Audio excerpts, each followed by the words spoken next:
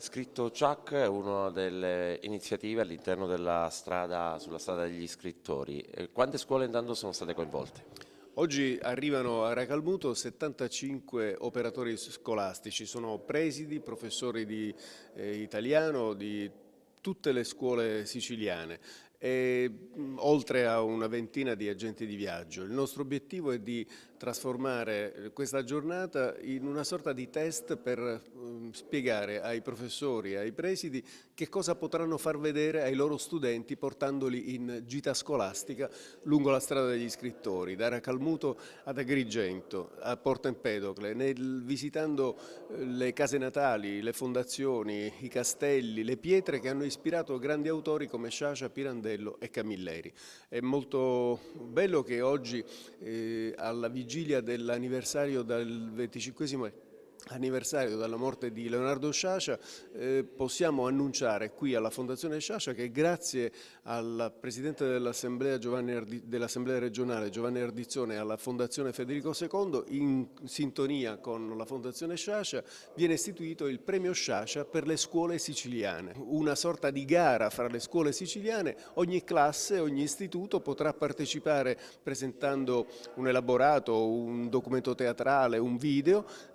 Il premio sarà appunto un soggiorno per tutta la scolaresca di 3-4 giorni lungo la strada degli scrittori intorno a maggio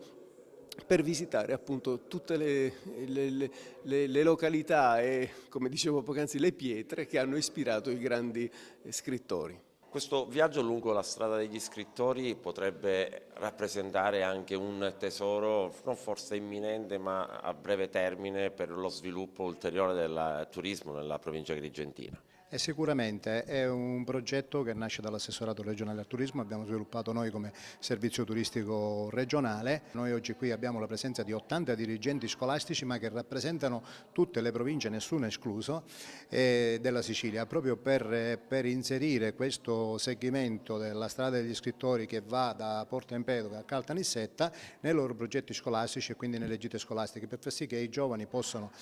conoscere questo territorio di cultura e possano apprezzare anche quelli che sono i sapori e quindi anche le eccellenze gastronomiche del territorio. Si cerca con questo di valorizzare la zona, di valorizzare questo territorio e di creare delle occasioni di lavoro, quindi è questo l'intento poi, e questa è soltanto una prima fase. Cercheremo in seguito sicuramente in collaborazione col distretto turistico, con l'assessorato, con la fondazione, di sviluppare ancora di più questo progetto e comunque la presenza di presidi che provengono da Messina, da Palermo, da Ragusa, da Siracusa, quindi da parecchio lontano, ci fa capire che c'è l'attenzione verso questo territorio.